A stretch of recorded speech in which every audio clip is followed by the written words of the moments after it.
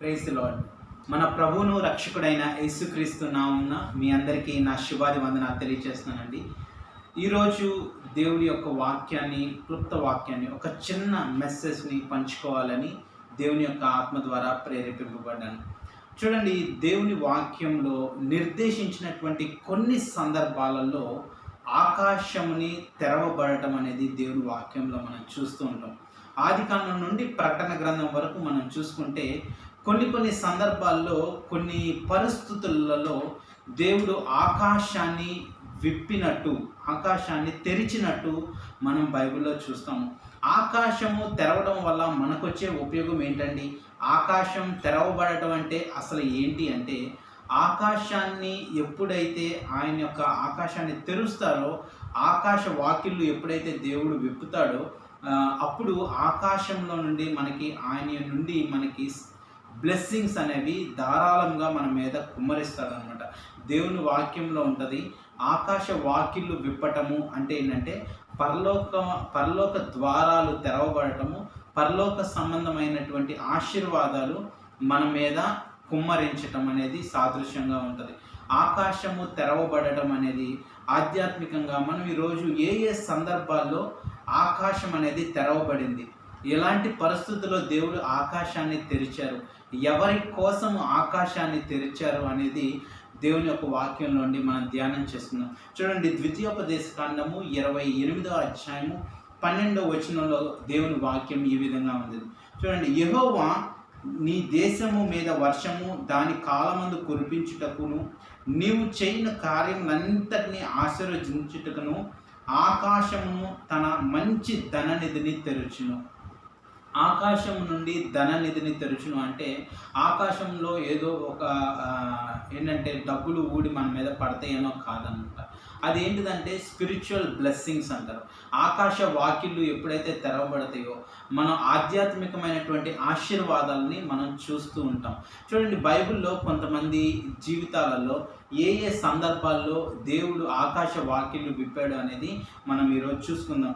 చూడండి, ద్వితీయోపదేశకాండము 28వ అధ్యాయం మనం స్టార్టింగ్ నుండి ఆ యొక్క ఆఖరి వచనం వరకు మనం చదివితే అందులో 20 ఆశీర్వాదాలు, 114 శాపాలు అందులో దేవుడు రాయించి పెట్టాడు. ఈ ఆశీర్వాదాలు ఇవన్నీ ఎవరి కొరకు అని కనుక మనం ఆలోచన చేస్తే, ఈ ఆశీర్వాదాలు అందరికీ కాదు.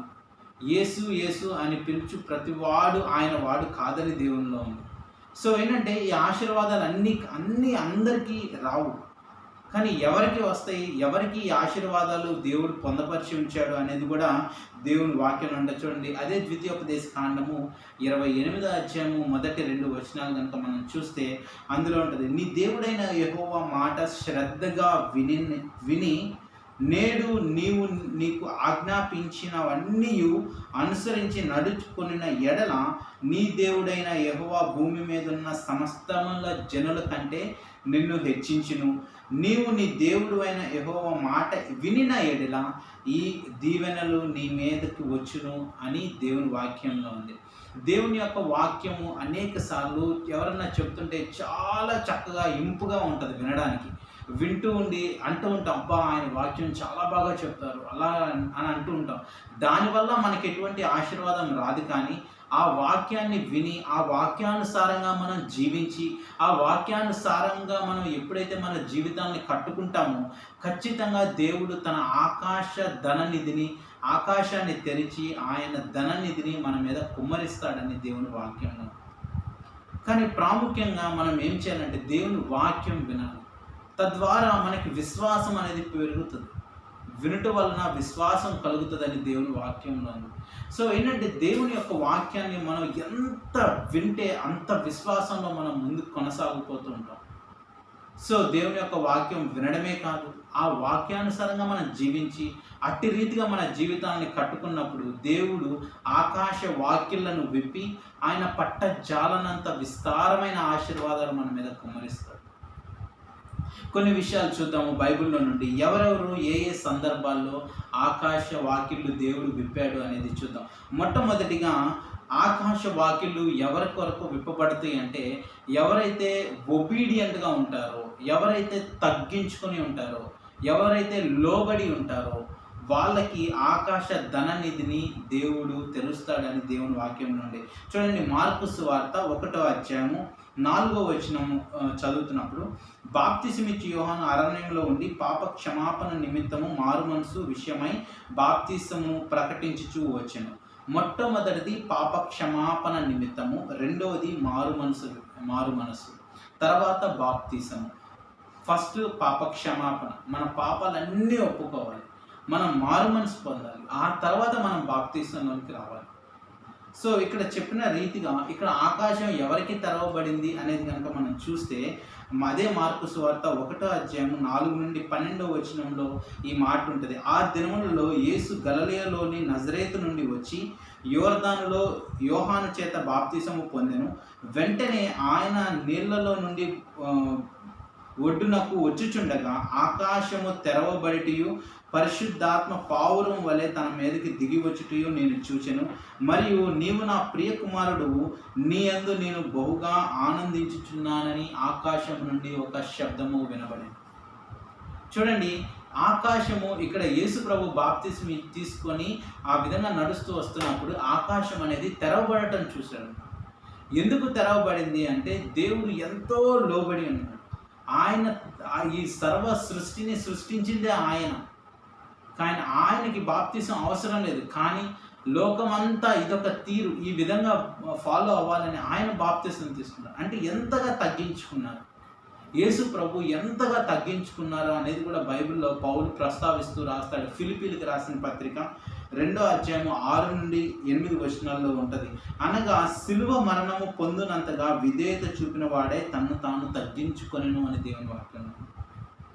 ఈ రోజున ఆకాశము తెరవబడి ఆకాశములో నుండి ఆశీర్వాదాలు మనం పొందాలి అంటే మొట్టమొదటిగా మనకి తగ్గింపు జీవితం అనేది మనకు ఉండాలి, లోబడే జీవితం మనకు ఉండాలి. చిన్న జాబ్ వస్తే మనం తగ్గం, ఒక డిగ్రీ వస్తే మనం ఇంట్లో వాళ్ళ మాట వినం. కానీ దేవుని వాక్యం అంటుంది మనం తగ్గించుకోవాలి. యేసు ప్రభువే తనకు తానుగా తగ్గించుకున్నాడు. అలాంటి వాళ్ళ కోసం దేవుడు ఆకాశ వాక్యాలు విప్పుతాడని దేవుని వాక్యం ఉంది. రెండోదిగా చూద్దాము, ఎవరి కొరకు ఆకాశములు తెరవబడిని అని చూస్తే, అపోస్తల కార్యములు 7వ అధ్యాయము 56వ వచనంలో కనుక మనం చూస్తే, ఎవరైతే క్షమిస్తారో, ఎవరైతే ఇతరులను క్షమిస్తారో వాళ్ళని బట్టి ఆకాశం తెరవబడుతుంది అని దేవుని వాక్యం. ఇక్కడ అపోస్తల కార్యములు 7వ అధ్యాయం మన అందరికీ తెలుసు. స్టెఫెను ఎంతో మంచి ప్రసంగం అక్కడ చెప్తాడు, ఎంతో మంచి వాక్యం వాళ్ళకి చెప్తాడు. చెప్పిన తర్వాత వాళ్ళందరూ రాళ్లతో స్టెఫన్ని కొట్టేటప్పుడు అంటారు, వీరేం చేస్తున్నారు, వీరు ఎరగరు కనుక వీరిని క్షమించండి అని స్టెఫన్ చేసిన ప్రార్థన. అంటే ఆ క్షమించేటువంటి ఆ మనసును కలిగి ఉన్నాడు కాబట్టి ఆయన్ని రాళ్లతో కొడుతుంటే ఆకాశము తెరవబడటం అనేది అక్కడ ఉంటుంది.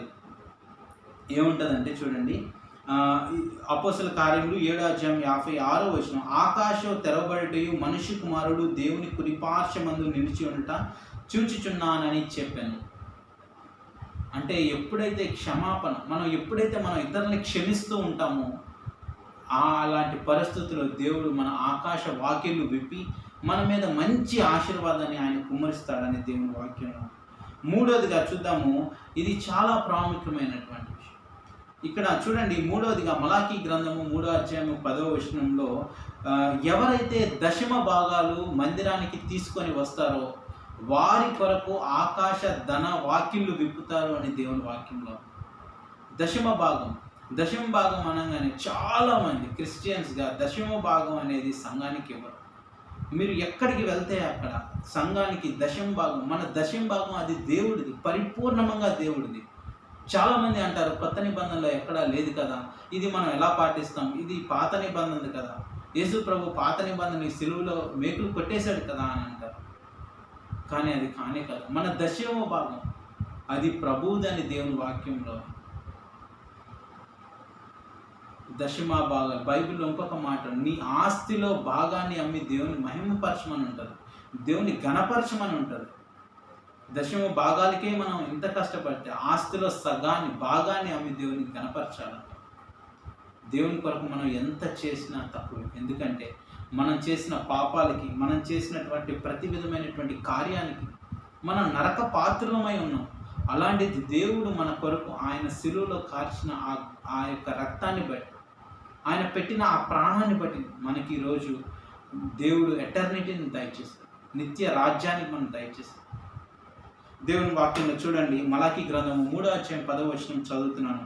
నా మందిరంలో ఆహారం ఉన్నట్లు 10వ భాగమంతయు మీరు నా మందిరపు నిధుల్లోకి తీసుకురండి.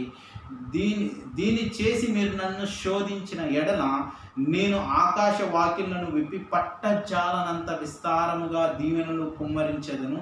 సైన్యములకు అధిపతి యెహోవా సెలవిచ్చుచున్నాడు. ఇది చాలా తేటగా ఉన్నటువంటి మాట. ఇందులో చాలా కష్టమైనటువంటి మాట ఏం లేదు. మనం సంపాదించే ప్రతి దానిలో కూడా 10వ భాగం దేవునికి. అబ్రహాం కూడా 10వ భాగం ఇచ్చాడు. ఎంతో విశ్వాసులకి తండ్రి అయ్యాడు ఆయన. దేవుని స్నేహితుడు, భూమి మీద ఉన్నంత అందరికన్నా ధనవంతుడు ఆయన. భూమి భరించలేనంత ఆస్తిపరుడు అయిపోయాడు.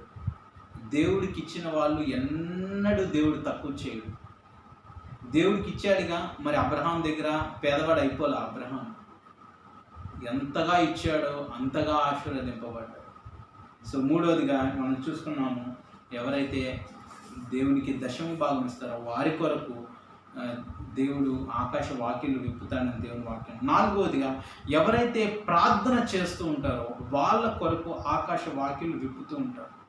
ఎవరైతే ప్రార్థన చేస్తారో, విరిగి నలిగిన హృదయంతో ప్రార్థన చేస్తారో వారికి అతి సమీపంగా దేవుడు ఉంటాడని దేవుని వాక్యం. చూడండి, ప్రార్థన చేస్తున్నారు. లూకా సువార్త 3వ అధ్యాయం 21వ వచనం చూడండి. ప్రజలందరూ బాప్తిసము పొందినప్పుడు యేసు కూడా బాప్తిసము పొంది ప్రార్థన చేయుచుండగా ఆకాశము తెరవబడి. మనం ప్రార్థిస్తూ ఉండగా దేవుడు ఆకాశాన్ని తెరిచి ఆయన ఆశీర్వాదాన్ని మనకిస్తాడు. చివరిగా మనం చూసుకుందాము, ఎవరైతే యథార్థంగా ఉంటారో వాళ్ళని బట్టి దేవుడు ఆకాశాన్ని తెరుస్తాడని దేవుని వాక్యం. చూడండి, యోహాను సువార్త 1వ అధ్యాయము 50-51వ వచనంలో, అందుకు యేసు అంజూరపు చెట్టు కింద నేను నిన్ను చూచి తిని, నేను చెప్పినదంతయు వలన నీవు నమ్ముచున్నావా? వీటికంటే గొప్ప కార్యములు చూచుట అని నేను నీతో చెప్పాను. మరియు ఆయన ఆకాశము తెరవబడుటయు దేవుని దూతలు మనుష్యుని కుమారుని పైగా ఎక్కుటయు దిగుటయు ఆయన చూతురని మీతో నిశ్చయముగా చెప్పుచున్నాను.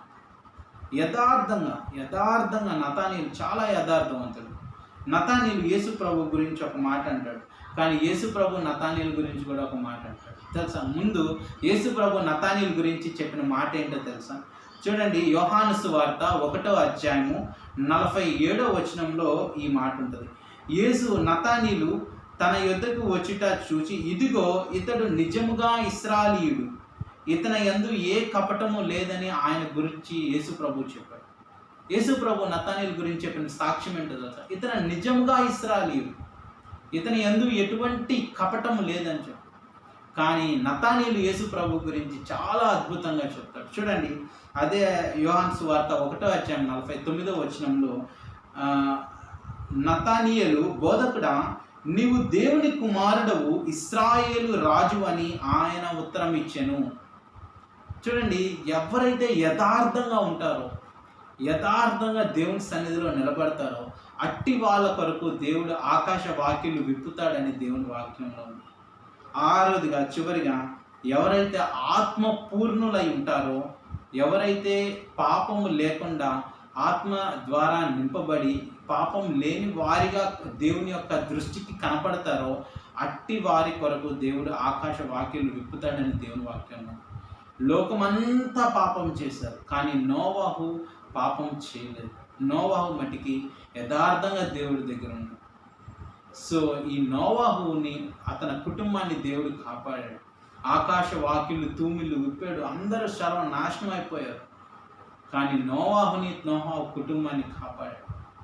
చూసా, ఈరోజు దేవుడి యొక్క వాక్యం మనందరికీ చెప్తున్నటువంటి విషయం ఏంటంటే, ఆకాశాన్ని విప్పాలి అంటే, దేవుడి యొక్క ఆకాశాన్ని విప్పితే పట్టజాలనంత విస్తారమైన ఆశీర్వాదాలు మన జీవితంలో మనం పొందుకుంటాం.